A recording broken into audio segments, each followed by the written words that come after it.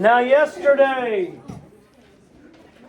there was an assignment on yesterday's post that many of you did not get to, since we weren't in here very long yesterday. And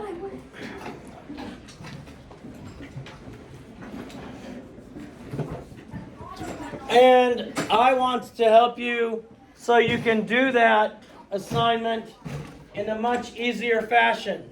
Part of the assignment we've already done when we talked about multiplying whole numbers and decimals. So those first three questions are pretty easy. We've covered that.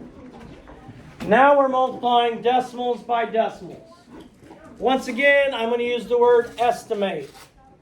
The most common mistake when multiplying decimals by decimals, Ethan, is putting your decimal point in the wrong place. There are two ways that we can use in order to solve that problem of putting the decimal point in the wrong place. And crazily, one of them is to estimate our product first. So I'm just looking at the whole numbers. I don't care what's behind the decimal point when I'm estimating. So my whole numbers are 3 times 2, which is 6. 6 is in the ones place, so my decimal is going to be behind it. When I get the actual answer, it needs to have a number close to 6 in front of my decimal point. Close to 6 in front of my decimal point. So now, after I've estimated, I'm going to solve it. We've worked on multiplication for, I think, 21 years since you've been in my class. It seems that way anyway. I'm going to multiply these. I'm going to ignore the decimal points. I don't need the decimal point until I get my answer. The decimal point is not necessary until I get my answer. So now you all know how to multiply. 1, 3, tens place, 2, 6, 1, 5, 6. So I get the numbers 6, 5, and 1. If I put my decimal point here, my whole number would be 0. Right, Nadia? If I put my decimal point here, the whole number would be 0. That doesn't really seem close to 6. If I put my decimal point here, my whole number is going to be 6. So this seems like the most likely place to put my decimal point, because when I'm estimating it and then I'm placing my decimal point, one way to do it is to just figure out what your whole number is going to be or be close to figure out what needs to be in the ones place. If I put my decimal point here, my whole number would be 65. Not very close to 6.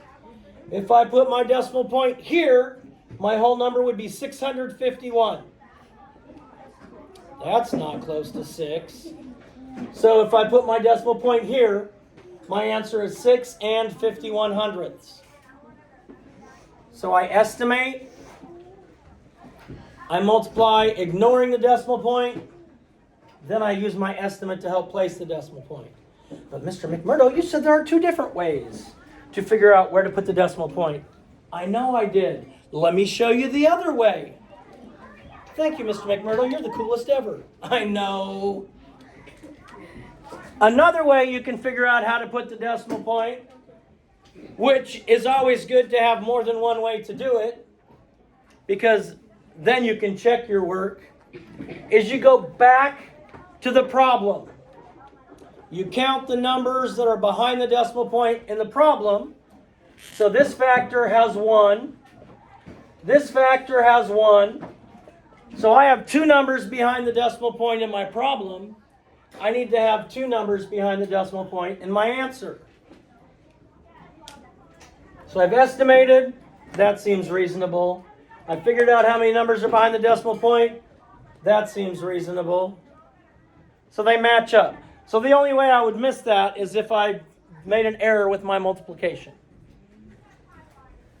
Now we have this second problem. 76 hundredths times 4. Is 76 hundredths less than or greater than 1? Less than. Now you've probably, some of you have been told, since you started with multiplication in 3rd grade, that when you multiply, your answer is always bigger than what you started with. You guys have heard that ever? Yeah. That's not true. That's not true. If I multiplied 4 times 1, what would I get? 4. If I multiplied 4 times a number bigger than 1, what would I get? Something bigger than 1, or something bigger than 4.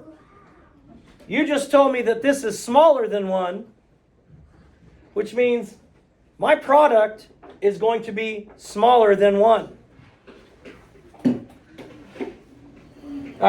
Smaller than 4.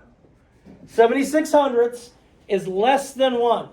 So if I multiply by something that is less than 1, I'm going to make my product smaller. I'm going to get smaller than this.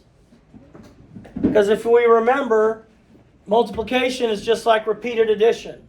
So if you added 76 hundredths up 4 times, obviously you're not going to get 4. Because you're adding less than 1 up 4 times, your answer is going to have to be less than 4. Okay? So now, my estimate is this. It's less than 4.